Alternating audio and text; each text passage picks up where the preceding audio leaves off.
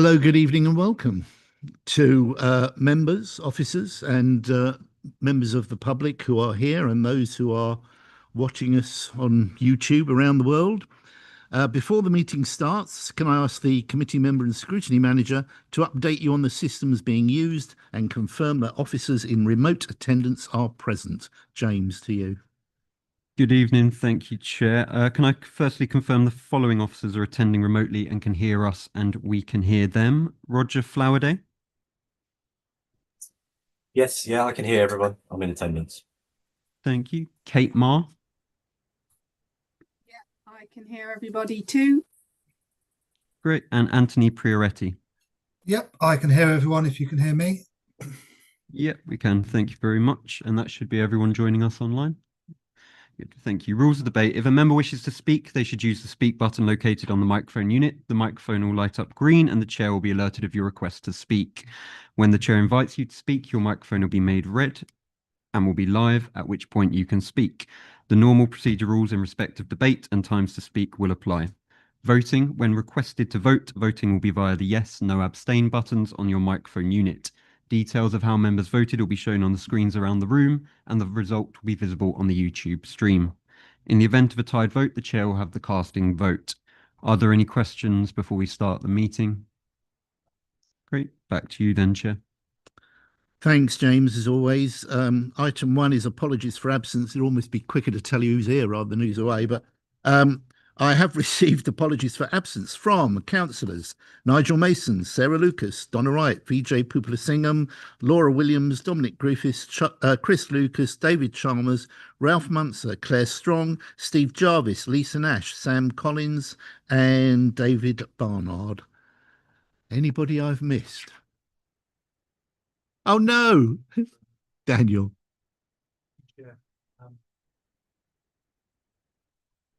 Thank you, Chair. I'm impressed you did that without using a breath. Councillor Cathy Brown-John. Okay, thank you. I think we're still quorum though. So, right, no, item 2, notification of other business. You'll be pleased to know there is no other business advised. Item 3 is chair's announcements. There are the usual regular ones, which I'll whiz through for the benefit of those who are hearing them for the first time, and then there's a couple of extra as well.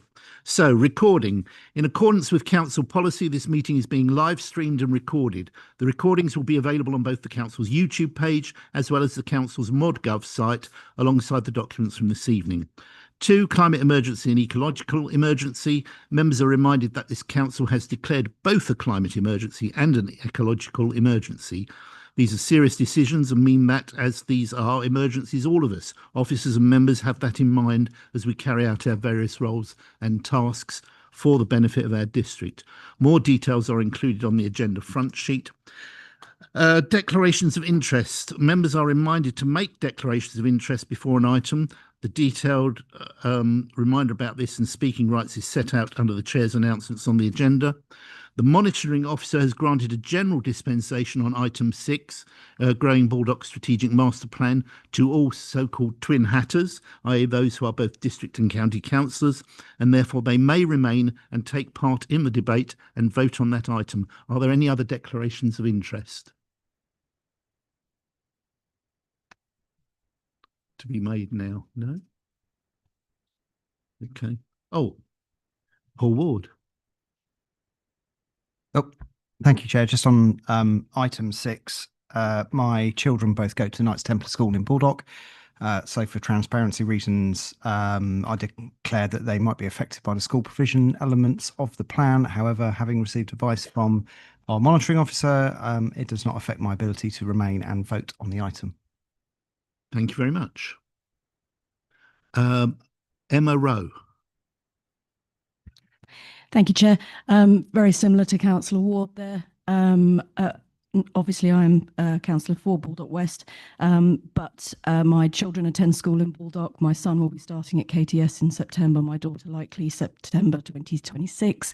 And on consultation with the monitoring officer, we've agreed that it doesn't affect my ability to take part and vote. Thank you very much. And Emma Fernandez. Yes, in the interest of transparency, I'm a teacher at Hartsfield Primary School in Baldock, but I did consult with the monitoring officer and I am allowed to remain and take part in the debate. Thank you. Thank you very much. Thanks, everybody.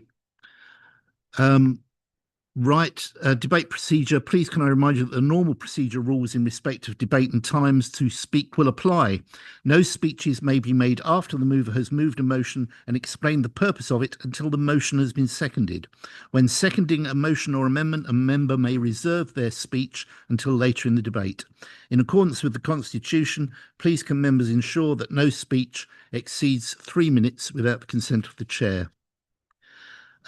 Comfort break. This evening we have items on the agenda which refer to a strategic planning matter. For the purposes of clarification, in order to vote on these agenda items, a member must be present for the entirety of the debate and consideration of those items. If a member leaves the room at any point during these items, they will not be able to vote. This applies to agenda item 6 and the corresponding referral 5A to be heard alongside those items. For all other business on the agenda, a member may leave the room during the debate and consideration of that item and be able to vote. However, please be mindful of the business on the agenda and wherever possible, leave at an appropriate point in the proceedings. It's like being at the theatre, just go at a suitable break. Change to the agenda to the agenda order. Being mindful of members of the public wish to speak on items this evening, I have agreed to the following change in the order of the published agenda. And item 5, referrals from other committees, will be taken after item 6, Growing Baldock Strategic Master Plan, except for 5A, which is a referral which will be taken with 6. Okay, we have a leaver. Callum Reeve, as many of you will be aware, Callum Reeve, the Electoral Services Assistant, is leaving the council at the end of June. Callum started as the Democratic Services Apprentice in February 2023 and progressed to his current role to support the elections team with the introduction of the Elections Act through the general election in 2024. Callum has been an invaluable member of the Democratic Services team over the past 2.5 years and will have supported many members in this time. He was always willing to help, friendly and approachable, and will be missed by the authority. We wish him all the best in the future. Many of you will know Callum from his attendance at these meetings on occasion, and if you caught his eye during a particularly tedious item, you'll have seen his eyes roll. That's not true. Right, finally, we have, on my left, a Legal Professional of the Year. It is with great pleasure, it's huge pleasure and pride that I announce that Jeanette Thompson was shortlisted and awarded the Legal Professional of the Year award at the recent Lawyers in Local Government Awards. The LLG Awards are an annual celebration dedicated to celebrating the exceptional contributions and achievements of legal professionals in the local government sector, recognising individuals and teams who demonstrate unwavering dedication, innovation and expertise. The points noted during the ceremony were that Jeanette had transformed officer-member relations by embedding a clear, respectful and principled framework for how, I'm just reading the script, for how officers and members work together, achieved the White Ribbon accreditation for the authority by working with the charity to create a meaningful action plan, embedding the work in the council's governance and frameworks, and overseeing the rollout of training across the council to ensure a long-lasting impact. Led the governance of the council's building control company by providing legal advice to the company at its inception and continuing to support it with legal advice on its decision-making, financial controls and regulatory frameworks. Practiced courageous and ethical legal leadership by listening without judgment, offering clear advice even when it was uncomfortable to hear, yes, that's for sure, and inspiring loyalty through consistent excellence in her position as monitoring officer. Invested in people and promoted inclusion by mentoring junior lawyers, supporting career development for underrepresented groups, and creating opportunities for others by pushing them forward for awards, task forces and training. Been a source of leadership and influence in the sector by contributing to the Public Law Partnership on a long-standing basis and supporting sector-wide mentoring and leadership events to help long-term sustainability in the profession. And finally, built a legacy that would continue to service the authority and the wider public for years to come. I can't believe she's leaving. Right, so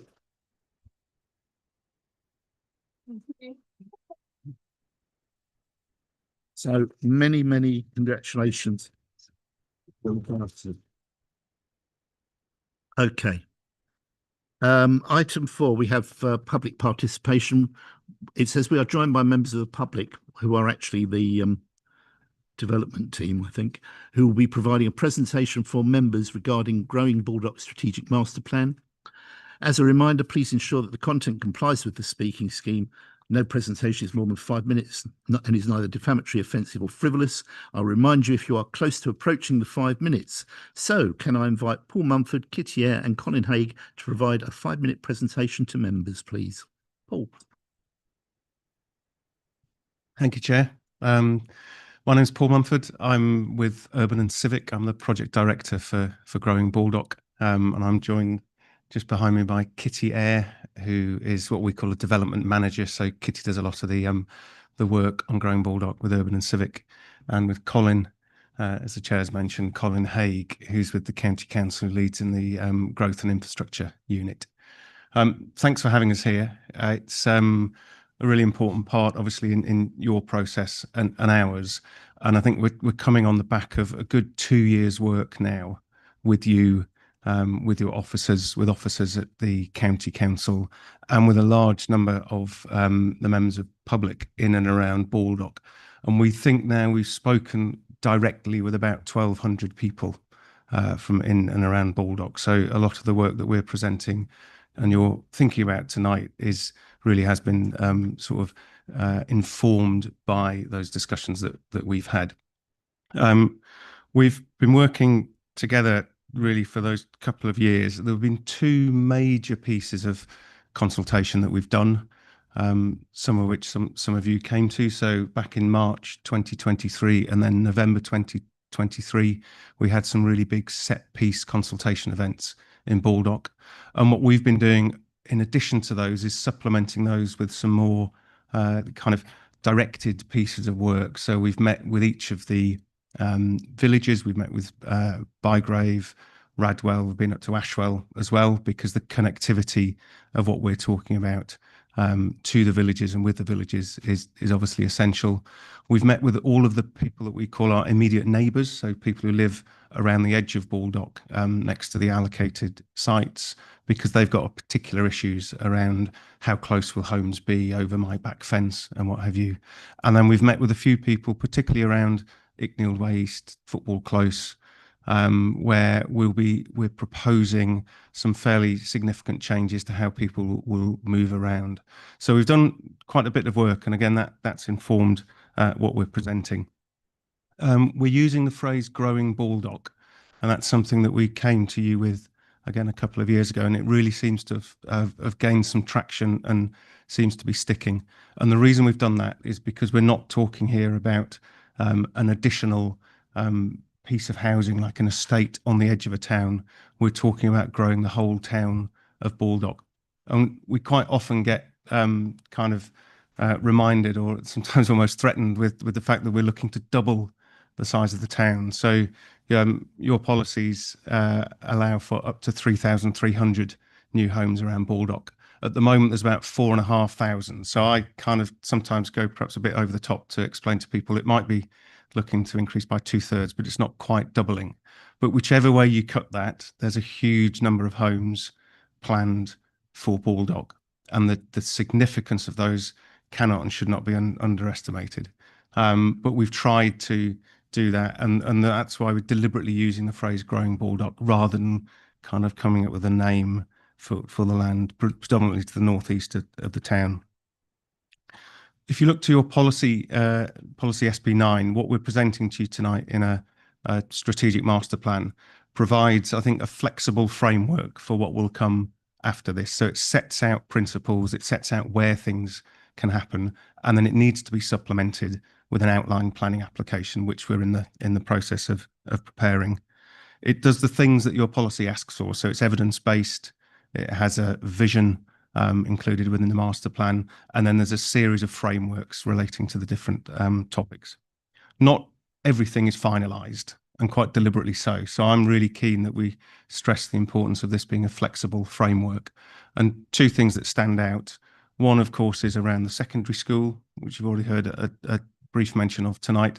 So we've quite deliberately presented something in the master plan, which will be reflected in the outline application, that sets out a preferred approach, which is that a large new school would be built to serve the whole of the town of Baldock, but also gives options around that, one of which is expansion of the existing Knights Templar School on its current site, and one of which is an additional smaller secondary school, which will really be just to serve the new homes.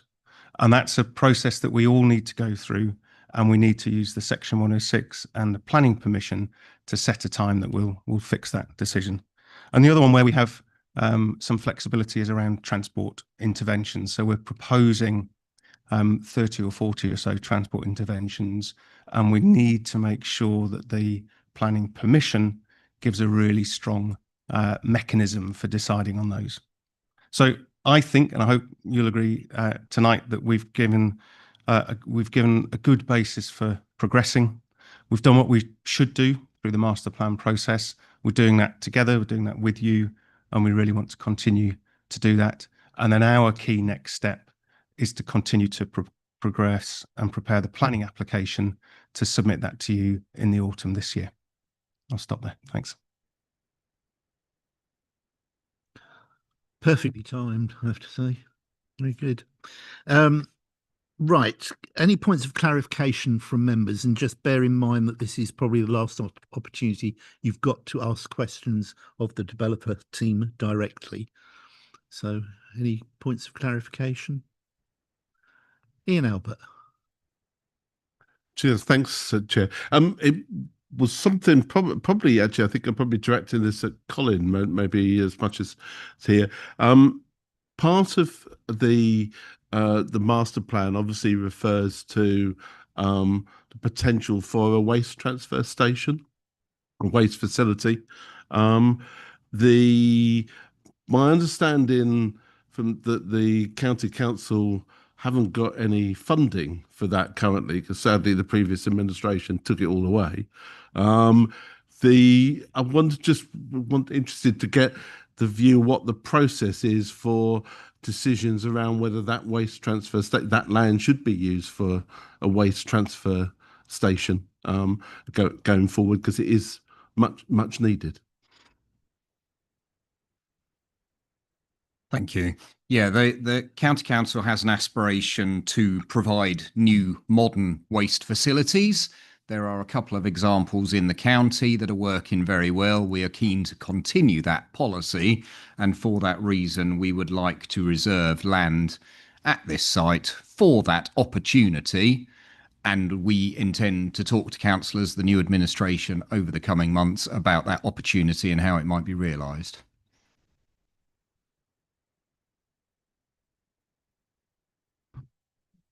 Any others?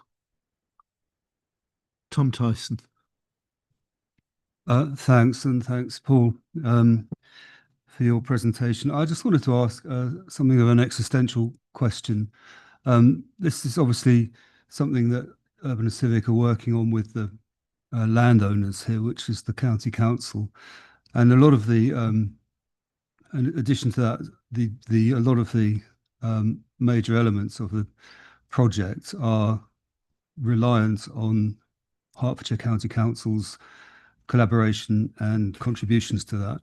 In the event that that county council didn't exist at some point while this project was underway, where would we stand?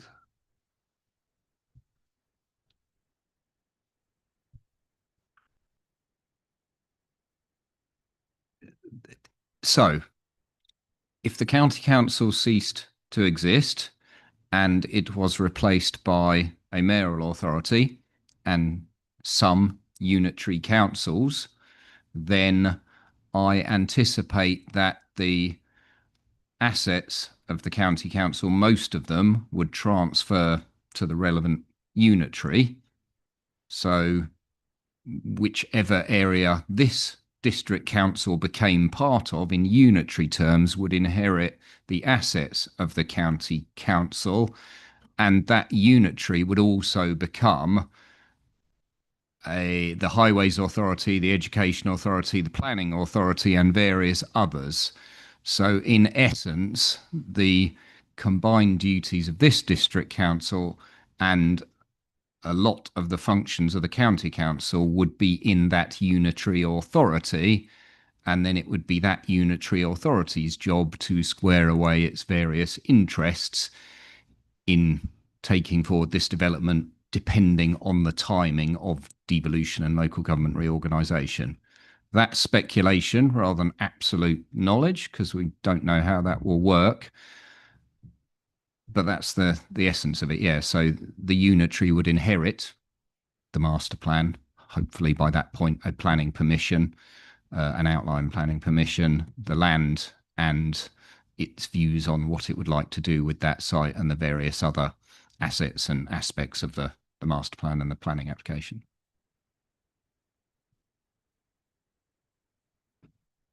Right. John Clayton. Thank you, Chair. In the report, there's quite a bit of discussion about the school and the funding of the various arrangements for the. Sorry, I'm back here. For the school in different scenarios. We also talk about the SEND school that's planned for the area. How far forward is sort of thinking about how that will be funded and realised in practice? Is that down to the county council, or what are the sort of next steps to make that side of things happen? So is that the funding of all the school provision? The SEND specifically. The SEND. So the normal practice of the county council as a service provider is that when a planning application comes in, if we feel it is appropriate, we will seek a contribution towards SEND provision, and depending on the scale of the application, either on-site provision or an off-site contribution. That is exactly what we'll do in this case. Despite being the landowner and the applicant, we will also act as a service provider for all parts of the county, and we'll be seeking provision for SEND, either on-site provision or off-site contribution as judged appropriate. But I think on this occasion, if there is provision of a secondary school and primary schooling, our preference would be SEND provision within, so it's serving the local community. Okay. I'm seeing no further requests for points of clarification. So can I just thank you for your presentation, and if I could ask you to return to the seating, and we'll have our officers to move to the front of the chamber. So I will pause while they plug in.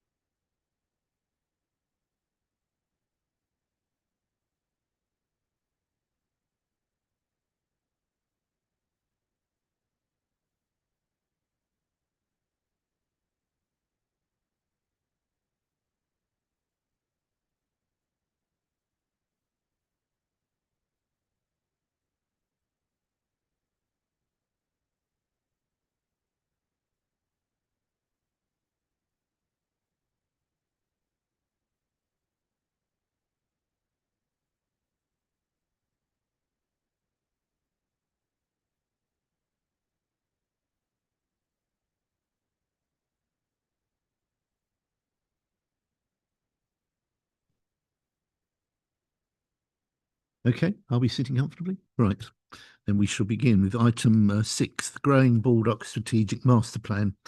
Just as a reminder, I would like to confirm that the general dispensation has been granted to all the Twin Hatters, both district and county councillors, who can therefore remain and participate.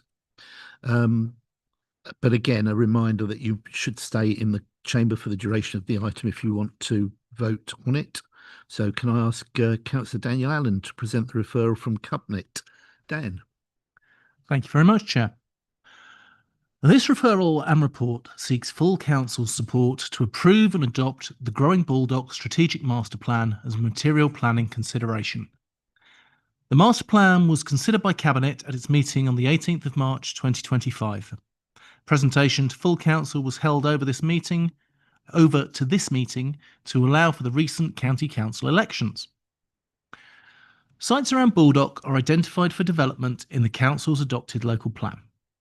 They're collectively allocated for more than 3,000 homes, a new employment area and supporting infrastructure, and this also includes new crossings of the railway, a GP surgery, a local centre and education provision. These include sites BA1 to the north of the railway, sites BA2 and BA3 to the southeast alongside the bypass and the land between the Royston Road, and the railway at site BA10. Growing Baldock will be the largest development project in the district for many decades, and it is key to us delivering on our council priority of responsible growth, both by implementing our adopted local plan and in doing so seeking to protect other areas of the district from unwelcome applications for development. We've heard tonight from the landowner, Hertfordshire County Council, and their partners, Urban and Civic, who have been appointed to deliver the scheme. As with all the other master plans that have been presented, council officers and consultants have worked closely with the developers team to prepare the document.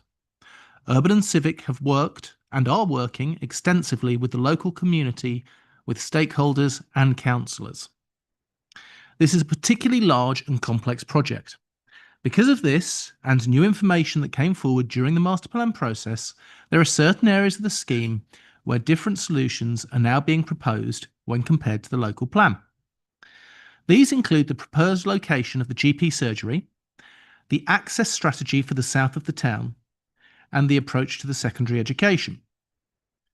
The reasons and justifications for these changes are set out in the report. Overall, officers, supported by the Cabinet referral, consider the master plan set an appropriate strategy for Baldock's growth. A master plan is just one of the multiple stages of the planning and delivery of a site. It provides a high-level design framework against which any future planning applications for the site can be considered. There will be further discussion around many of the matters in the master plan before a final decision is made.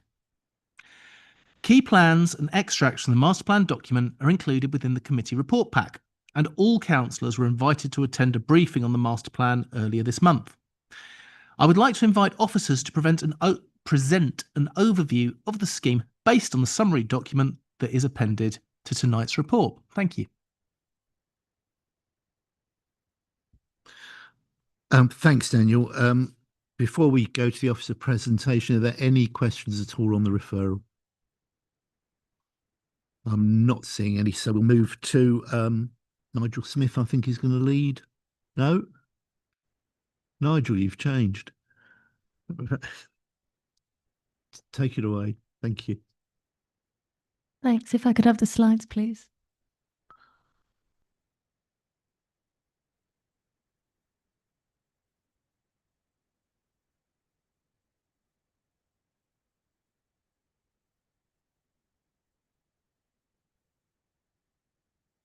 Thank you. As mentioned before, I'm going to just quickly run through the Growing Baldock Master Plan Summary Report appended to the full council report.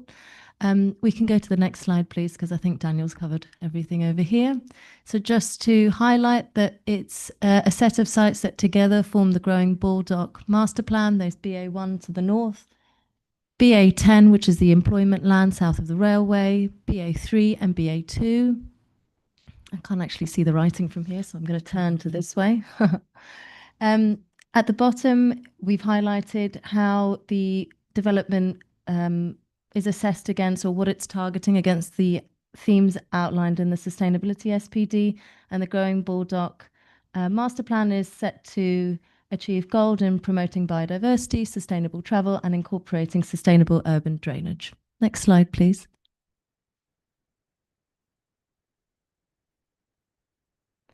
This slide talks about the major areas of development through the master plan proposal. It's been through a very thorough program of engagement with both officers, the public, and design review panel. The key changes were the realignment of the primary route through BA1 as a low-speed route rather than a bypass. The primary route then connects to the roundabout junction at the eastern end of Baldock Bypass. We rationalised the spatial options for the secondary school provision to have it either on Knights Templar or on BA3, which is the preferred option, which is also co-located with the Sen School. There's greater flexibility for the second active travel link, which is around number 5 on the map, which is now proposed to be an underpass. The location and the focus of the local centre to complement rather than compete with the high street, and then working really hard to ensure that there's a comprehensive network of green infrastructure both through the site as a real driving factor to create integration between both new and existing communities. Next slide, please.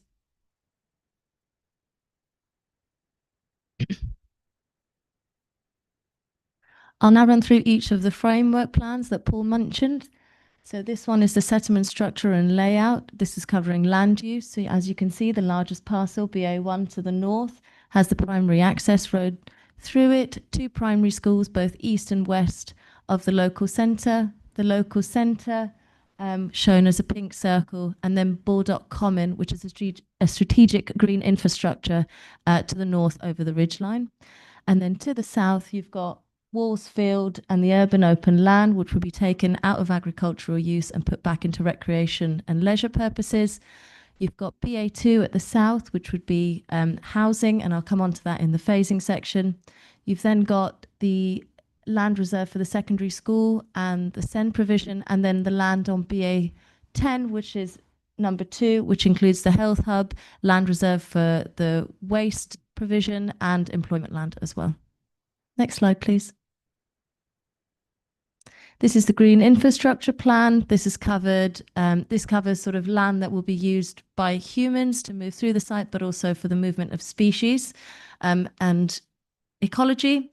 So there's a very comprehensive network of wildlife corridors. The master plan also proposes a Baldock Greenway, which is a circular 6-mile radius walk around the town that connects into the Eatonbury Greenwheel as well as the Letchworth Greenway, so to create a comprehensive network of leisure routes in the area. There's Bygrave Common will be a new major park to the north. That's number 3 over the ridgeline and forms a new edge to the town. Wallsfield and the urban open land to the south, where number 4 is, will be taken out of agricultural use. And most importantly, the development commits to 10% biodiversity net gain on site and is on track to exceed this. Next slide, please. Movement and parking. I will go through this, but we've got our colleague Edward here who'll be able to answer more detailed questions on it, much so than I'll be able to. But the target is for at least 50% of all trips to be made by walking, cycling and public transport through a network of very safe and attractive routes. It's a comprehensive network that covers not only the allocated sites, but as mentioned before, a series of transport interventions in the wider area. There's a new northern entrance to Baldock Station that will be created to provide access to the north to the station. Sections of Bygrave Road will be repurposed, and then there's several hubs, mobility hubs, denoted through the MH and the circle that will offer facilities such as bus stops, EV charging, cycle hire, and car clubs. Next slide, please. Okay. This is just a quick map to show some cycling and walking distances, which was always quite useful on such large sites. But from the northernmost house on the edge of Bygrave Common to the new school site on BA3 will be a 9-minute walk, a 9-minute cycle or a 25-minute walk. It's worth noting that these are 4 kilometers per hour for walking and 12 kilometers per hour for cycling, which are generally young children on scooters or slightly older adults or those that aren't used to physical activity. It would be much quicker if you're used to sort of cycling, for example. And then from the easternmost house towards Lower Bygrave to the new station entrance, that is a 10-minute walk, 29-minute walk and a 10-minute cycle. Sorry. Next slide, please. Social infrastructure and cohesion. I think the most important move that was developed through the master plan was this north-south axis that picks up a lot of the social infrastructure. And so in the south, starting at the school site through Clothall Common, via the health hub where the number 5 is on the employment land, through the underpass via the new local centre and the primary school, and then terminating at the north in Bygrove Common, where there will be some sports provided as well. And I'll leave it there because I think we can get on to questions. Next slide, please.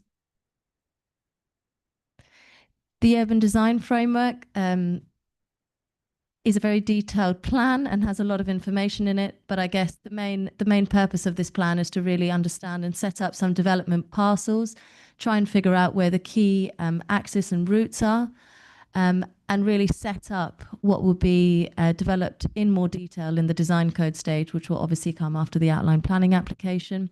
So it sets up a series of gateways into the site. It sets up key landmark buildings, key areas of public space and public realm, and places quite a lot of importance on the views to St. Mary's Church. So you can see the view corridors and how the land parcels sort of work to enhance the views towards that really important placemaking factor in Baldock. Thank you. Next slide. And finally, phasing. The diagrams are fairly self-explanatory, but I'll go through them. The idea is for BA2 to come forward first, and that is why the outline planning application is expected to have more information on that, as it will come without a design code. And then the second phase would be to build out BA1 from west to east, starting on North Road and working towards Lower Bygrave, and with the school site coming last and as and when the need arises. Thank you. I think I'll leave it there if there are any questions. Thanks, Anna, for that. Just before I invite questions on that, remind you that we've got county council officers are also available online if necessary. So questions on the referral. Not on the referral, on the presentation, I'm sorry. Here we go. Matt Barnes. Thank you. I'll just start with a quick one. On the movement plan, it mentions the dedicated pedestrian cycle crossing over the railway. You talked about an underpass. Are they two separate things, or is that the same thing?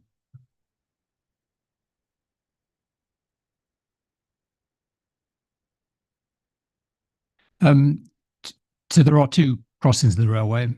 The eastern one is an all mode, so it's a road with active travel provision, including for horses. The underpass is the western crossing, which started off as being specified as a bridge, then became a crossing which could have been either. And I think now the applicant is moving towards it being provided as an underpass, and that would be for walking and cycling, but not for horses.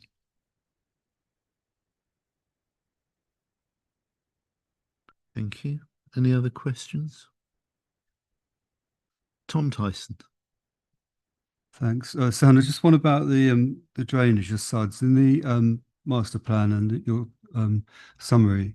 You say that, or it's stated that the SUDs will contribute to recharging the aquifer, and I'm not quite sure what feeds the drainage system. Is it just runoff from the buildings and the roads? In other words, it's just the same as what the rainfall would have been if none of this had existed.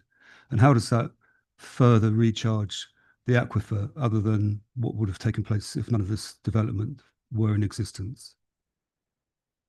Because there's a clear claim in the master plan that the aquifer would benefit from the SUDs.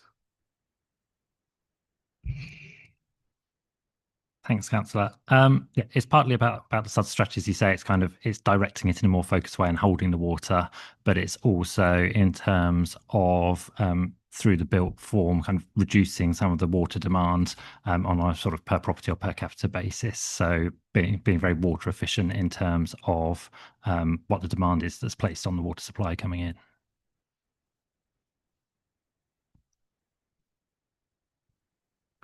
Ruth Brown. You don't want to come back? Okay. Oh, do you want? Yeah, Did you want to Tom follow wants to up, come Tom? Sorry. I mean, I take the point about water efficiency in the new buildings, which is great, but at the same time, this is extra use, and at the moment there is an issue with Affinity Water abstracting so much water out of the aquifer that it's had an impact on Ivell Springs and other chalk streams in the region as well. But I mean, putting this number of new homes into Baldock is not going to reduce the amount of water that is currently used, and the use of the SUDs is only going to divert rainfall into the ground in the way that it would be in any case. So I can't really see how the spring would benefit from that. That's the point I was trying to make.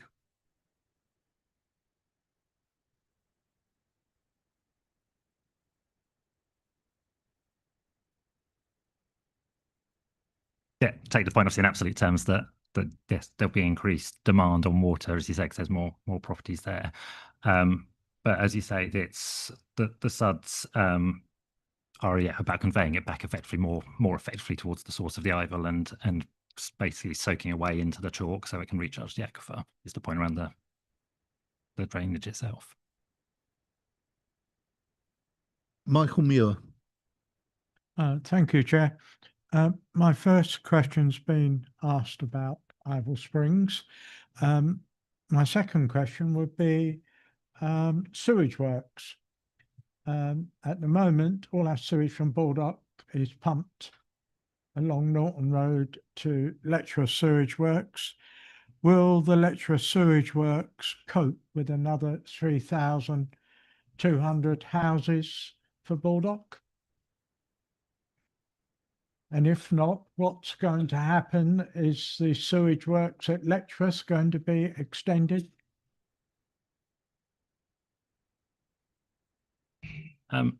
In terms of the master plan, it does make reference to effectively there'll be a new strategic sewer connection to the Letchworth wastewater treatment works, and that's one of the reasons actually why BA2 comes forward first, because that can be accommodated without that large intervention. But yeah, essentially it's being directed towards the Letchworth treatment works, and obviously conversations ongoing between Urban and Civic and the utility providers, bearing in mind utility providers are regulated under other systems than the planning system, so it's not solely on the master plan to present a solution in that regard. Okay, Ruth Brown. Thank you. Just a point of clarification on the transport and movements. I think it's probably a question for Edward.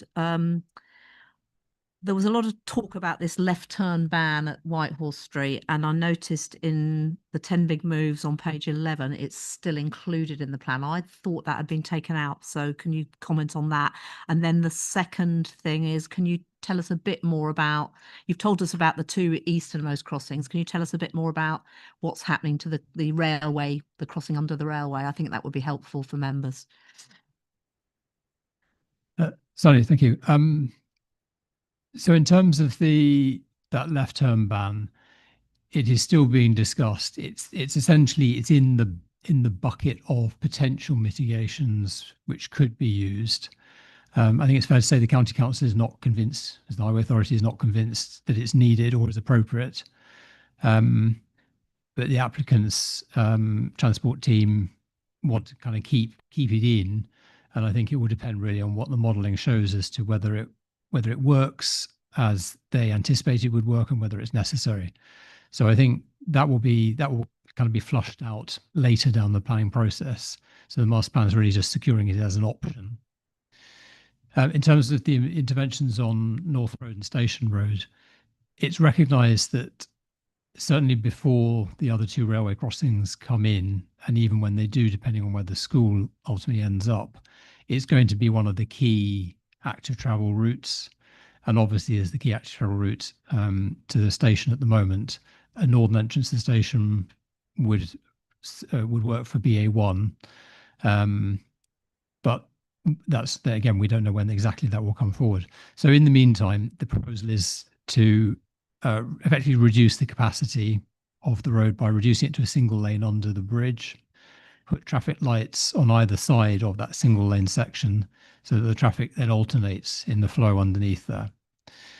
That allows the footway to be widened, possibly to the 5 meters needed to provide segregated provision for cycling separate to a 2 meter footway. That's still being worked through in terms of precisely how that would be provided and to make sure that that's both safe and has adequate capacity. And that will probably be the main intervention to support the initial build out on BA1. But that is still subject to modelling and design work, which will come forward, and you will get to see the results of that later. But again, the master plan is simply securing it as an option and a likely intervention. Okay, Matt Barnes. Thank you, Chair. Similarly on the movement plan, it says that there's a target for at least 50% of all trips to be made by walking, cycling, or public transport. I was wondering what level of confidence we've got in that, as question one, and then just as related to that, it implies a significant number of movements will still be made in private car, and what are the interventions that are being made to kind of mitigate the impact on Baldock Town Centre? On this one, I think I'm going to pass to the Highway Authority, to Roger Flowerday, just a moment. But in terms of confidence, partly the purpose of the master plan is to set a vision. So it is to set an ambitious target, and we have reasonable confidence that Baldock can meet that. It is already quite a sustainable town. It has a railway station. It has good transport links to major employment sites: Cambridge, Letchworth, Hitchin, Stevenage, and London. And it will also be quite a compact town. So I think, provided provided the actual travel infrastructure goes in to provide to get people able to move safely to the schools, employment centres, the town centre, and to access the railway, then I think we can be reasonably confident that is an achievable target. And part of the reason for having a kind of a large bucket of interventions is to allow for some uncertainty and precisely how that will be provided and the phasing of that provision, in order to make sure that we're fostering good habits from the outset, that we're not kind of retrofitting after people have moved in and people have already bought a car and are already commuting to work by car somewhere distant that they wouldn't be able to get to by public transport. So I think at this point I'll pass to the Highway Authority, because I think this is probably more their domain. Okay, we've got someone. Yeah. Thank you. Do you want to come in, Chair? Yes, please. Yeah. Thanks all. Yeah. In terms of, I think the vision and the aspiration is to ensure that we deliver a settlement that kind of meets the needs for the people that are going to live in that settlement. And the evidence base that's already been developed by Urban and Civic demonstrates that for existing movements within the town, 50% of the movements in the peak periods are actually vehicles that don't actually have any purpose in Baldock. They're travelling through Baldock on their journey to an alternative destination. So we're very confident that there's in effect latent capacity on the network that's taken up by movements that shouldn't be within Baldock in the first place. They should be retained on the wider strategic road network. So one of the main aims of the master plan is to achieve the correct balance that kind of redirects those movements back to the parts of the network that they should be on, like the A1M, for example. And that will in effect create capacity for us to do two things. One, to create the infrastructure that enables people to walk and cycle and feel confident and comfortable doing those things. You've heard that the town's a relatively compact town, so it's easy to get about, and if we create the opportunities for people to do that, then we are confident that they will. And the other thing is that there will also be an element of capacity that does meet the demand of those inevitable vehicle-based journeys. So it's a two-pronged approach. Hopefully that covers the point that was raised. Thank you. The next question, Bryony May. Thank you, Chair. There's obviously been quite a lot of public consultation through this process over the last couple of years. And I'm interested to understand, as a sort of general overview of it, whether there's general support for it from the neighbours, as you described them, or whether there are a lot of concerns. And if there are concerns, whether those can be, whether there's one that's more of concern than many of the others, or whether there's lots of smaller concerns, if you see what I mean, whether those can be categorised. And then how has the master plan as it's evolved been altered in response to that public consultation? Just interested to hear how the process has worked so far.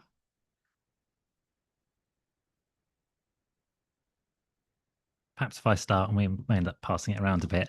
You're correct that, yeah, there's been, as you say, a fairly extensive public consultation. There is a summary in the master plan document that sets out some of the key issues that were raised. I mean, as with any scheme that you'll be aware, in a particular scheme of this size, clearly there are concerns and people want to know about certain issues, particularly around transport, particularly around some of the measures proposed within the town. I think education was the other key one, and that's probably one of the ones where public consultation has really driven what's in the master plan. So the policy position in the local plan was for a new secondary school north of the railway within the BA1 site. So you'd have had 2 secondary schools in the town. And one of the things that really clearly came through the consultation was this idea of, well, as Paul Mumford said from Urban Civic, growing Baldock was one phase that came out and one Baldock was the other, and education was really key to that. There was a real clear opinion from the public and from the school itself that one school to serve the enlarged town was the preferred solution. So we've worked really hard to try and accommodate that.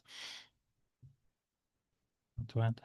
Yeah, I'd say in terms of the positives as well, so Urban and Civic have worked really hard on the green infrastructure strategy, and it is a really comprehensive network of leisure and green spaces, particularly with the ecology gain as well. And I think that's something that the public have been very supportive of, particularly in our readings of all the event summaries, etc.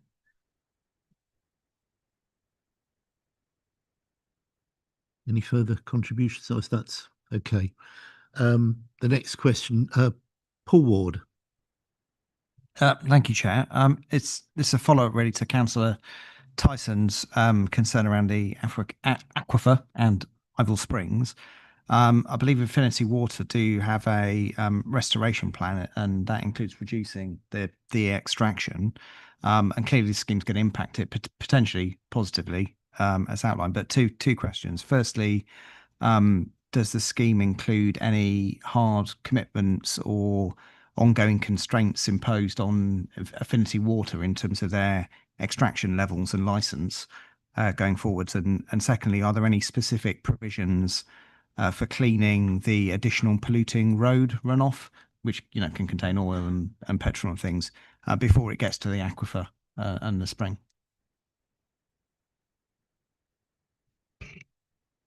Some of that's probably a level of detail too far for the master plan, particularly your second point around sort of details around capturing pollutants before they get into the water course, albeit you'd like to think plainly that is something that will be built in. In terms of Affinity Water, similar to the point of Council Muir, obviously water extraction licenses are under the remit of the Environment Agency, so it's not, again, directly within the gift of the local planning authority to control it. What we do have in policy terms is the policy in the plan, which applies to all new development, which encourages lower water consumption levels for all new dwellings, and that was brought in with the support of the Environment Agency. So there's a hard measure there in terms of consumption per person from a policy point of view, but obviously that's allied to working with, as you say, Affinity Water and the regulators, notably the Environment Agency, to work through kind of the abstraction strategy and ensuring that it does deliver, again, as Edward was saying, the vision which is set out in the master plan to recharge the Ivell and work sympathetically with it, knowing the constraints. Sorry.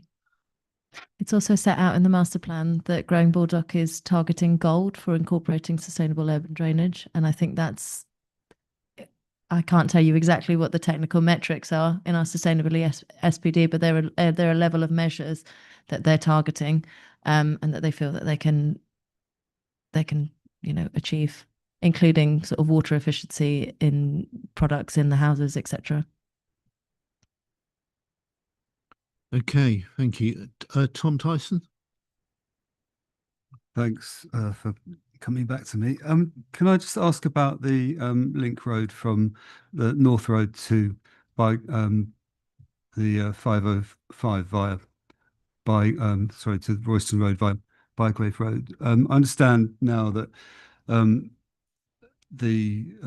that won't be built that part of the infrastructure at the very beginning of the project for in order to prevent it being as a precedent being set as it becomes a rat run. Roughly at what stage in the whole process will that road be built? Will it be built in sections, and will it join the Bygrave Road before the section across the railway is built, or will Bygrave have to wait for it for that section over the railway to be constructed first? And the follow-up or supplementary question to all of that, is the funding in place already for that railway bridge?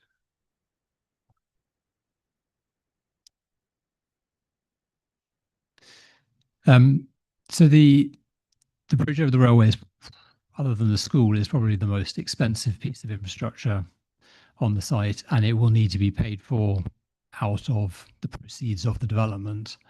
So it's not expected that it could come forward at an early stage, but also, as you mentioned, if it came forward too early, it would, and it didn't have frontage and it wasn't designed as a 20-mile-an-hour road, then it would become a de facto bypass, and it would be very hard to change this kind of nature of it later. So it will be built out from North Road as an access into the development as BA1 is built, and it will be a combination of looking at the modelling and the phasing and the viability around those to determine precisely when it will be built.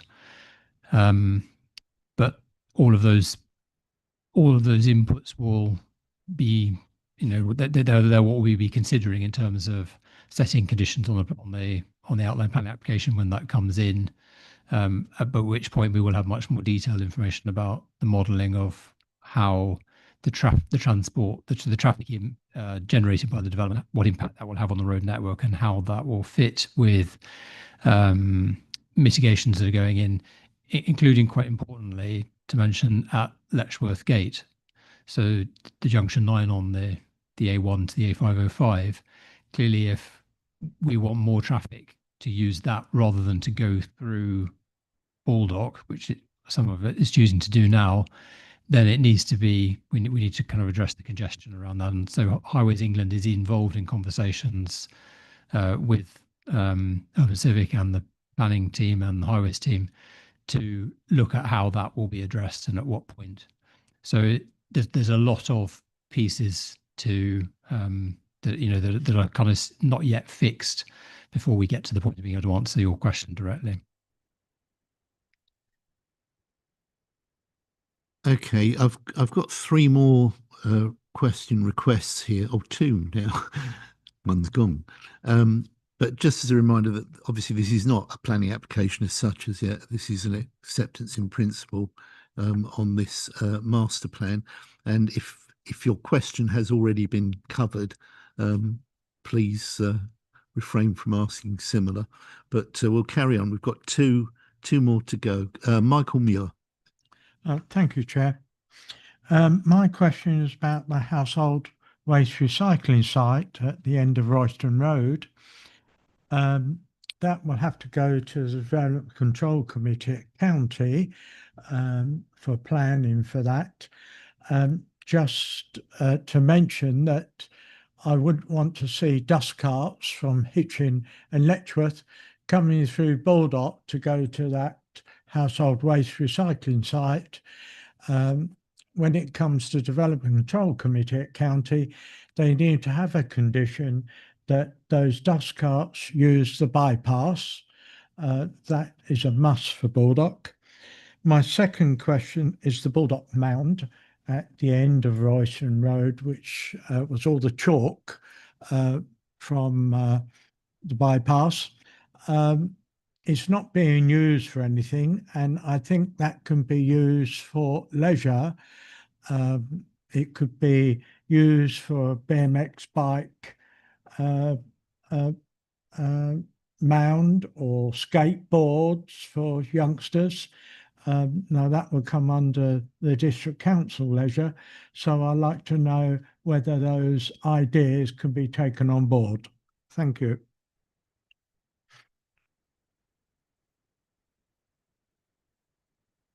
I can take the one about Baldock Mound. In the master plan, it was refrained from using the term Baldock Mound because it was slightly problematic. And so it's described as the green space east of Clothall Common. The idea is that that is retained as a sort of scrubland and enhanced to form a sort of ecological stepping stone that supports the sort of Baldock Greenway that will go around the site. So yes, that suggestion has been taken on board. And I think just very briefly on your first point, Councillor Moore, noting the chair's point around matters that are for the Planning Control Committee. Yeah, obviously routing of any vehicles to any future plant will be, as you say, through the planning application. I'd probably just refer you back from the earlier comment from Roger Flowerday that the overall strategy is making sure that the right journeys are being made on the right part of the network. And I think that's the point that's relevant to the master plan at the moment. Okay, thank you. Final question on this part to Matt Barnes. Thank you, Chair. I was just going to ask about BA10, the employment land. Is there any more information on what type of usage is envisaged there and kind of how that meets the needs of Baldock? And also in terms of the scale, is it kind of commensurate with the development?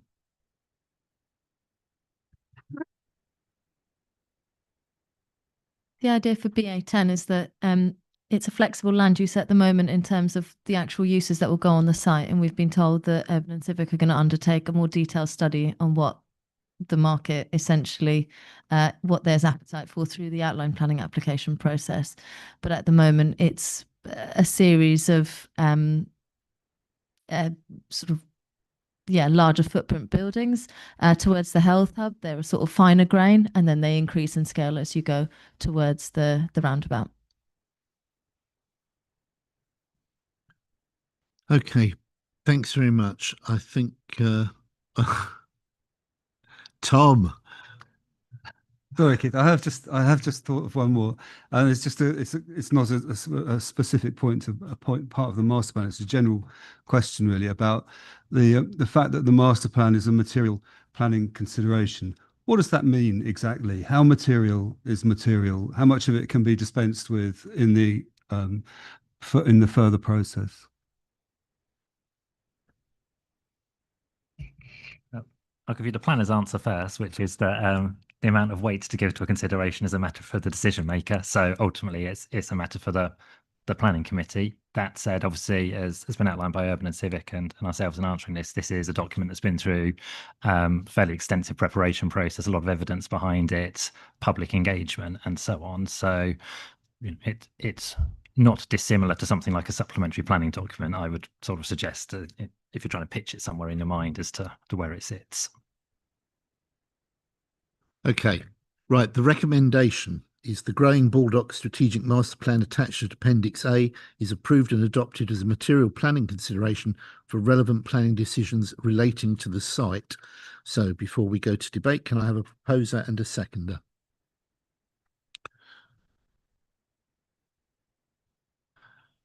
Happy to propose, Chair, reserve the right. Seconder? Thank you, Val. Okay, we're going to move to debate, and just to inform you that I have granted an extension to the speaking time to Councillor Alistair Willoughby. It's not open-ended, but I have said it can be a little extra. So we're open for debate. Go on, Alistair. Then we know how much of an evening we've got left. Okay. Thank you, Chair. I promise I won't go on for far too long, although that's up to interpretation, I suppose. I am glad that we are genuinely discussing the important issues that face our community in Baldock. Over the past months and years, residents have spoken with me on their doorsteps, engaged in discussions on social media, and reached out by email to share their thoughts on this development. I've heard the concerns that many in the community have raised about the pressures this development may bring, about the need for the right infrastructure, and about ensuring our community remains strong as Baldock grows. At the same time, I've also heard the opportunities residents have been keen for us to embrace, the chance to create new facilities, improve transport issues, and make sure this development benefits everyone. Importantly, this growth also presents an opportunity to strengthen Baldock's town centre, bringing increased footfall that will support local businesses, create new opportunities for traders, and reinforce the vibrancy of our high street. These discussions matter because they influence the future of Baldock, a town with a strong sense of identity built on a rich history and a close-knit community.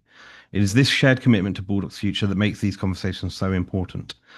One of the most pressing concerns is the future of secondary education in Baldock. There are 3 options currently under consideration, but I will be working hard to drive forward the preferred option, which is moving Knights Templar School and expanding it on the BA3 site. This is not only the preferred option of the school itself, but also the one most strongly supported by residents and the best way to ensure that children in the community receive the high quality education they deserve. A growing town must have the right infrastructure in place for its young people, and this option offers the best chance to secure modern, well-equipped facilities that will meet both current and future needs. The other 2 options would, in my view, be inadequate and harmful to the community and to children's future. We cannot afford to let school provision become an afterthought in the development process. This must be a priority, and I will continue to push for this solution to be delivered. Just as education must be planned carefully, so too must transport and infrastructure. It is incredibly important that this development does not move faster than Baldock services can handle. Roads and public transport must be properly designed to prevent congestion, ensure safe travel, and allow residents to move efficiently within and beyond the town. Healthcare facilities, including GP practices, must be expanded to meet the needs of a growing population.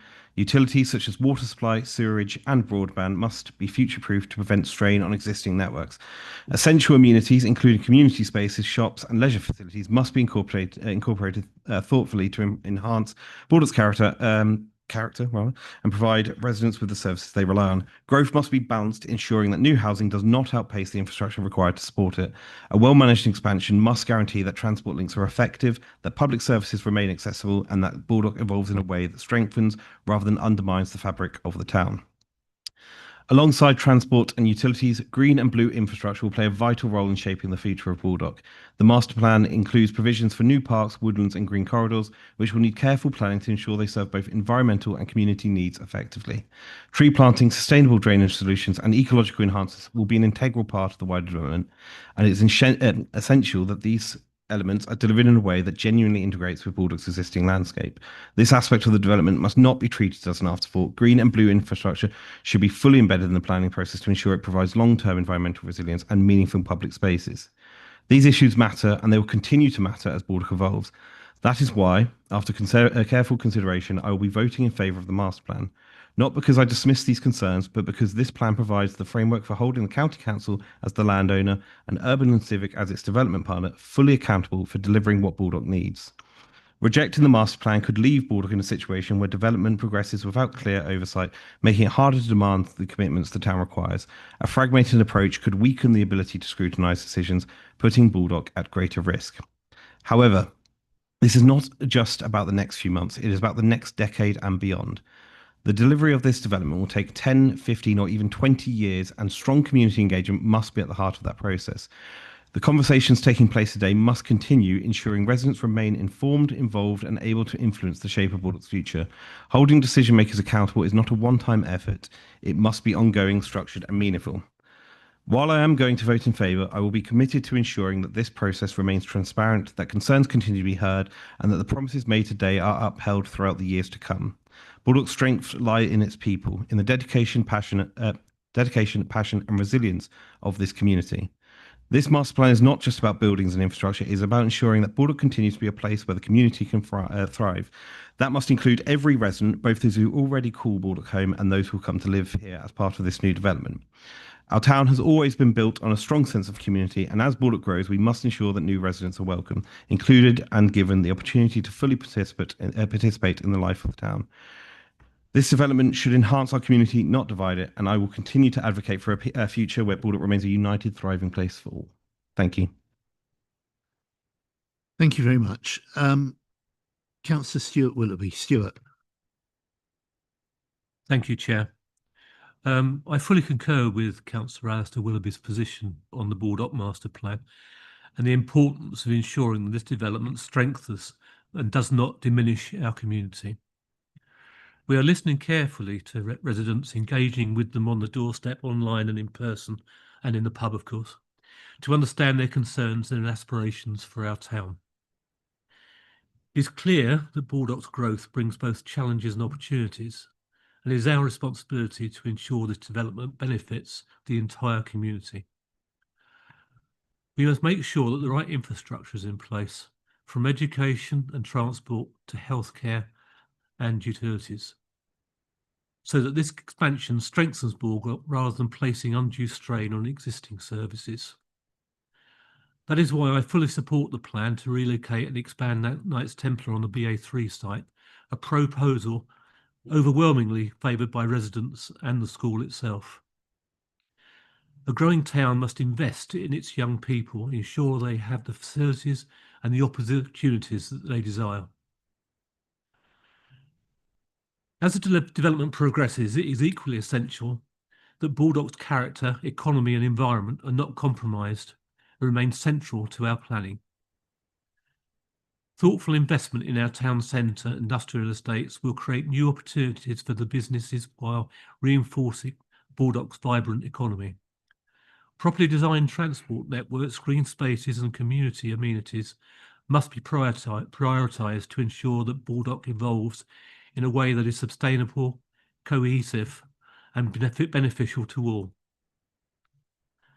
Crucially, we must also recognise the importance of integration. This development will bring new residents to Baldock, and we have a responsibility to welcome them into our community, to ensure they feel included, valued and connected to the town's identity. Growth must not divide us. It must enhance what makes Baldock strong. While I acknowledge concerns have been expressed about this master plan, I do believe it provides the necessary framework for holding decision makers accountable and ensuring that Baldock secures the infrastructure it needs. It is essential that we continue to engage with residents, scrutinise decisions and challenge developers and local authorities to uphold their commitments. This is not just about the next few months, it's about the next decade and beyond, and strong community engagement must be at the heart of that process. With that in mind, I will continue working with my colleagues, especially my fellow Baldock councillors, to ensure the best possible outcomes for our town. I am committed to working alongside the community to shape Baldock's future and to holding those responsible for delivering this development to account. Thank you. Another very well timed. Councillor Rona Cameron. Rona. Oh, thank you, Chair. I'm in favour of building more houses. We all know that there's a national shortage, and here in North Herts, we have a lot of people on the waiting list for rented social housing. In the past, when we've negotiated with developers, we've been really pleased to achieve 40% of the housing on the site to be social and affordable. So are we accepting in this new development that 60% of the houses being built are unaffordable? And what does affordable mean? The median wage is about 35,000. And if a young person can borrow 5 times of their salary, there are still very few houses in Baldock at that price. Of course, there should be and there must be a mix of housing. We want to create a diverse and sustainable community. But I think going forward, it's time we looked again at the mix of housing and argue for a higher percentage of good quality social rented housing, which our residents need, as well as genuinely affordable new homes. A new secondary school, Chair, built in BA3 is also a #1 priority. I've worked in education all my life, and our 3 daughters all attended Knights Templar. You can imagine how excited we were in 2010 when we were promised a new build school. But there was an election in 2010, and in the first week of the Conservative Liberal Democrat coalition, they cancelled doctors' training places in medical schools, they cancelled nurses' training places, and they cancelled rebuilding Knights Templar School. But if the government and the county council accepted that the buildings were inadequate and not fit for purpose in 2010, how can anybody argue that they're acceptable now? Baldock was let down in 2010, so we must keep the pressure up on the county council. And now that we've got a new administration, perhaps the policy has changed. Because in 2010, Ed Davey was hand in glove with George Osborne's, austerity and cruel right-wing policies. But now that Labour's in power, he seems to be more left-wing than even Jeremy Corbyn. So if this change from right-wing then to left-wing now is real and genuine and not just political expediency, then maybe Baldock won't be let down again, and after waiting 15 years, we'll get our rebuilt school and the children of Baldock will get the facilities that they deserve. Thank you. Thank you. Councillor Michael Muir. Michael. Thank you, Chair. I totally agree with what's been said by my fellow Baldock councillors. I wouldn't want to add anything and delay this meeting even further. But what I do want to say is the doctor's practice. I was called in there 6 to 9 months ago about new premises, and they want their new premises on the by the Royston Road next to the current industrial area. So it's right sort of close to the railway station. They have the finance for a complete build of the doctor's surgery there. And they want to expand at least 3 times more than what they've got at the moment. So I would like to see our planners talk to the doctors and progress that along the Royston Road for them. Thank you. Thank you, Michael. Ruth Brown. Thank you, Chair. I think tonight is a very significant moment. I joined the council about 7 years ago in 2018, approximately a year after our local plan was first sent for examination. And this is the largest site we have in our local plan. That local plan went through 5.5 years of examination with multiple hearings and inquiries, and was finally adopted in November 2022. And I was very privileged to be the cabinet member for planning at the time of the adoption, and also very privileged to have attended, I think, every strategic sites board where the Baldock master plan has been discussed. And for most of that time, I was the cabinet member. This is an extension, it's an urban extension. And one of my concerns initially was I've visited a number of urban and civic sites in other locations. And most of those, I think all of those actually were brand new settlements. And one of my concerns initially was that urban and civic didn't have the experience of extensions. And our design review panel talked right at the start about the importance of this extension being integrated, it not feeling separate from Baldock. And I think through those strategic sites boards and through the extensive community engagement, and I think it is exemplary, the community engagement that Urban and Civic have undertaken. I've attended several of those events too. I think they really are a learning organisation. And as we've heard from officers tonight, there have been a number of things that have been significantly changed as a result of the community speaking. And I think some of those were around the transport links to ensure that it feels integrated. And whilst there are still some transport concerns that remain, I feel that they've worked really hard to make this feel like Baldock. It will have a huge impact, as we've heard, increasing the town by 2/3. But they've worked really, really hard to try and make it feel as though it is Baldock and not just an add-on. I'm disappointed that we haven't managed to confirm one school for Baldock on that BA3 site, but I understand the reasons, and I think that it's clear that that is the preferred option from everyone involved, and I do hope that the funding will come forward to enable that to happen. There are also some opportunities for employment space for a new waste transfer station.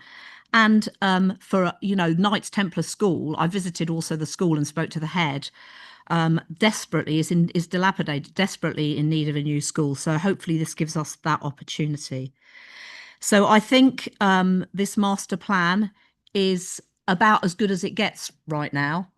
I think it's been through many, many iterations. I would commend Urban and Civic for the way they have worked with the community, with the county council and with the district council to get the best possible for the people of the Baldock and for the wider district, because as I say, it is the largest site. And having a framework such as this master plan, which still has obviously some flexibility in it and a lot of details still to be worked out, it gives us protection as a material consideration, and we are better with it than without it. So I shall be voting in favour. Thank you. Thank you. Emma Rowe. Thank you, Chair. Tonight, if I'm really honest, I find myself torn between the merits of the Baldock Master Plan as a concept and an unswerving commitment to do the right thing for the residents of Baldock. And the real stumbling block for me, as has been mentioned here tonight, is the lack of a meaningful secondary school delivery as part of that proposed development, which Councillor Allen quite rightly said is the largest in North Herts district for decades.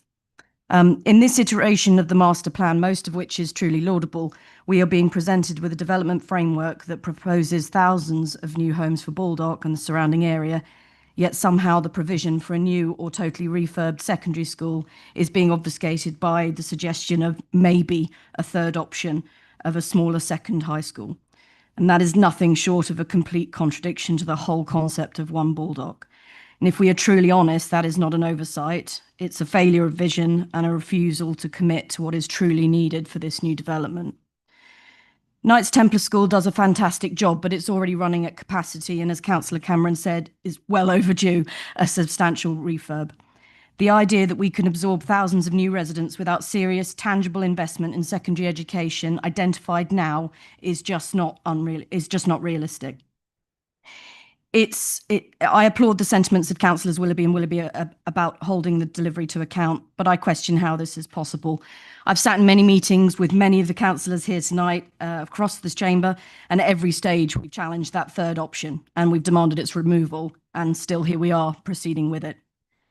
So, Chair, it is my belief that if a school cannot be delivered, then the plan is not ready. And until there is a firm costed deliverable commitment to one secondary school provision, ideally on BA3, which has been identified for that purpose, we really need to proceed with caution. Our job is to protect the long-term interests of our community, not hit quotas, not chase growth for its own sake, and certainly not to bow pressures that disregard our children's futures, in particular in Baldock. So I urge this council to demand the school. Let's protect Baldock and let's get this master plan right before it's too late. Thank you. Thank you. Councillor Tyson, Tom. Thank you, Chair. Yeah, just a couple of words very briefly. I concur with what Councillor Brown said earlier. This is something that we've had hanging around for many years now, and the residents in my ward who are going to be affected by this development in quite a significant way have known that it's in the local plan. I've explained to them very carefully that that's where we're at. We can't undo it all. I haven't heard many, if any, voices particularly speaking in favour of this huge development, and I'm really thinking about BA1 in particular, which is obviously the site that's closest to the villages in my ward, and in fact actually was in my ward until not so long ago when we withdrew the boundary. So yeah, it's a difficult decision here. We need a master plan. This is a master plan which goes quite a long way to achieving its aims, I believe, but not all the way, as has been pointed out. I just want to commend Paul and his team for all the outreach work and consultation that they've done, especially once I pointed out that there was Ashwell and Bygrave and Radwell and Newnham to take into account, and they found their way out there as well. And to all the officers involved in this piece of work as well. Obviously, there are flaws here with the school situation. Some of the transport elements of it, I'm still not convinced by, and we'll have to wait and see what the outline planning applications bring before we can make the judgment on that. But yes, to my mind, it's an imperfect plan in that respect. I think there's funding questions, obviously, as well, holding back what should be more achievable progress. And yeah, so I'm pretty much sitting on the fence on this one at the moment. I know we need the plan, but it's not a development that is going to be received very well by anyone. I mean, I can see the merits of it for people in Baldock, as has already been mentioned, but the villages that I represent get all the hassle of this and none of the benefits or the opportunities that it affords as it stands at the moment. So that's where I'm at with this. Thank you. All right, thank you. Bell Bryant. Thank you. I agree with much of what has been said during this debate. We've had, I think it's 7 meetings about the master plan, the last 2 of which I chaired. And I'm very impressed with the amount of detail and flexibility that Urban and Civic have actually shown. I think that it is easy to look on the lack of overall decision about the secondary school as somehow being wanting or that we're not being ambitious enough.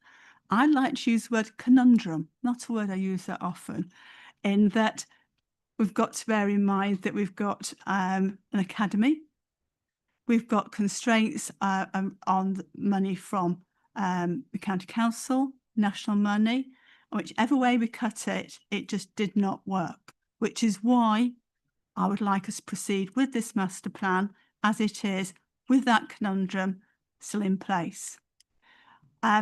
We've also had this go to Cabinet, and we've had sessions for councillors with lots of questions answered.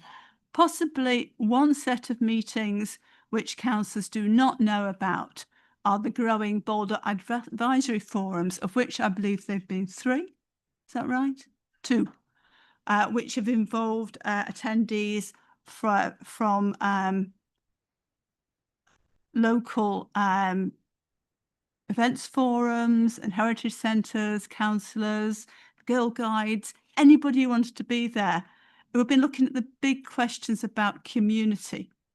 So, for instance, looking at what are the strengths of Baldock's community in terms of places, events, people. What community space and facilities do we think are most needed in wider Baldock? And how we can integrate the new growing Baldock community with existing residents. Now, the fact that Urban and Civic are willing to still are doing that at this point, I think really is, we talked about confidence. I think was it Matt who talked about confidence. How confident can we be? I think that they've given us hope that we can be confident. And because of that, I would like to vote for this. Thank you. Okay, thank you very much. I have no further requests to make points, so I'll go back to Daniel Allen. Thank you very much, Chair. Growing Baldock's a positive step that strongly reflects the Labour Party ideals of inclusive growth and tackling the housing crisis. It provides much needed high quality and affordable homes for local working families, young people and key workers, helping ensure that everyone has a secure place to live. And crucially, the development also includes a new employment area, creating local jobs and boosting the town's economy. This supports Labour's focus on good work, local opportunity and reducing regional inequalities by building both homes and jobs. This project strengthens Baldock's community, improves local services and delivers growth that works for everyone, not just the few. I'd like to thank our officers for all of their work on this and look forward to working with our Liberal Democrat colleagues at County Hall on this development, and I will definitely be voting in favour of the master plan. Thank you. Okay, thank you very much. It having been proposed and seconded, the recommendation 2.1, the Growing Baldock Strategic Master Plan attached to Appendix A is approved and adopted as a material planning consideration for relevant planning decisions relating to this site. Can we go to the vote, please?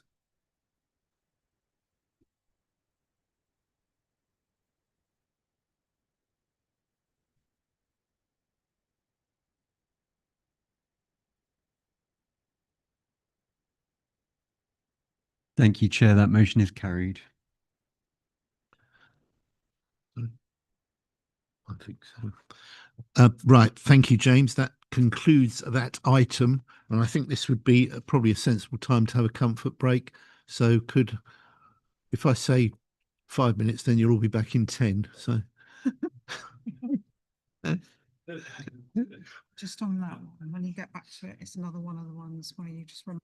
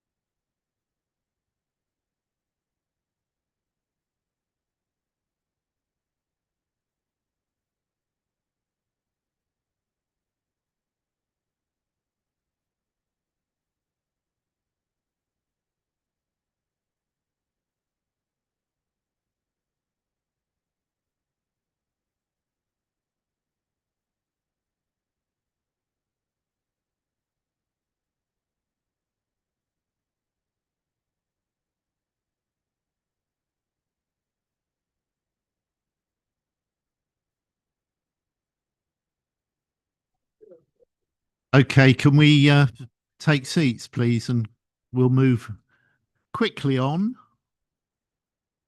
once everybody's back. Who are we waiting for?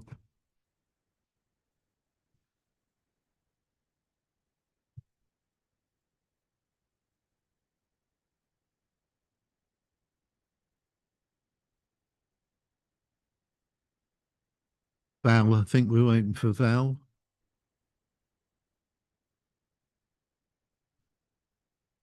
Oh, yeah.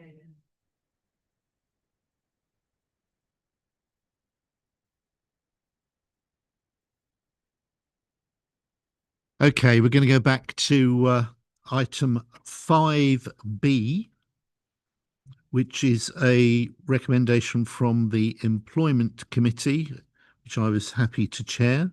There's a slight amendment to the recommendation because it's more verbose than it needs to be, so we've slimmed it down somewhat. That full council appoint Isabel Alajus to the role of monitoring officer. That is the recommendation which I am happy to propose. If I can have a seconder. Thank you, Val. Okay, is there any debate or comment on that? It would appear not, so could we vote formally on that, please?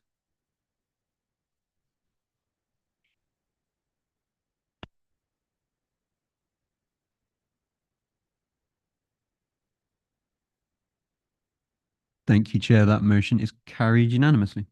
Thank you very much. And we now, as we've done item 6, leapfrog to item 7, which is the annual report of the Standards Committee 2024 to 25. And it was Councillor Alistair Willoughby who was chairing that, so he will present. Alistair. Thank you, Chair. I won't go into great detail of the report because I'm hoping that everyone's had a chance to read it. But I do want to just say a few words, if that's all right. It has been a privilege to chair the Standards Committee this year. Over the last year, we've strengthened governance, enhanced transparency, and reinforced ethical oversight. Key achievements include endorsing the Code of Corporate Governance for statutory officers, contributing to the Constitutional and Governance Review, and refining the whistleblowing policy to protect those raising concerns. The committee's expanded remit reflects the Council's commitment to maintaining high standards, and I am proud of the diligence and collaboration that have guided this work. Council standards have received national attention this year through the English Devolution White Paper, and maintaining a fair and impartial system is essential. I'm pleased to see these standards being given the importance they deserve, ensuring councils are held to high expectations while safeguarding against politically motivated or frivolous complaints. Public trust depends on a system that is both robust and fair, and any changes must uphold those principles. As councillors, we must uphold the highest standards because public trust is at the heart of everything we do. When that trust is strong, we can serve effectively. When it falters, we must be accountable and ready to improve. This report reflects the collective effort to uphold integrity and accountability in public life, values that ensure North Herts remains a council residents can trust. I am grateful to all members, independent persons, co-optees and officers for their dedication and expertise. And finally, I would like to express my sincere thanks to Jeanette Thompson, our monitoring officer, for her years of exemplary service, and I hear even award-winning service, in fact. She has set an outstanding standard, and I know we all wish her the very best in her retirement. But at the same time, I'm delighted to see Isabel Alajus recommended as our new monitoring officer. Having worked with her in a role as deputy monitoring officer, I know she will bring great expertise, fairness, and dedication to the role, and I look forward to seeing her continue the strong legacy of ethical governance within the council that Jeanette has set. Thank you, and I commend this report to the council. Thank you. Ian Albert. Chair, happy to second the report, and in seconding the report, just to echo Alistair's thanks to Jeanette, Isabel, and all our independent persons, and obviously on a personal note also to thank our outgoing chair, Alistair, for all the work he's done over the last year. But very happy to second this report, Chair. Okay, thank you very much. Alistair, I assume you were proposing. Thank you. Any other comments? No, then we have a proposer and a seconder. The council receives and notes the annual report at Appendix A. Can we go to the vote, please?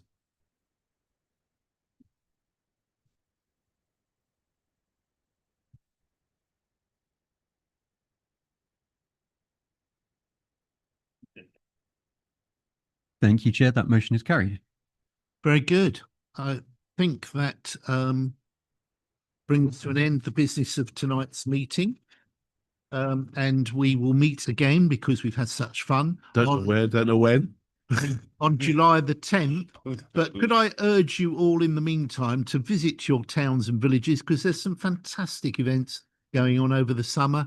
I know we've got Letchworth Green Fest, I think, this Saturday. It's Hitchin Festival launch the following Saturday.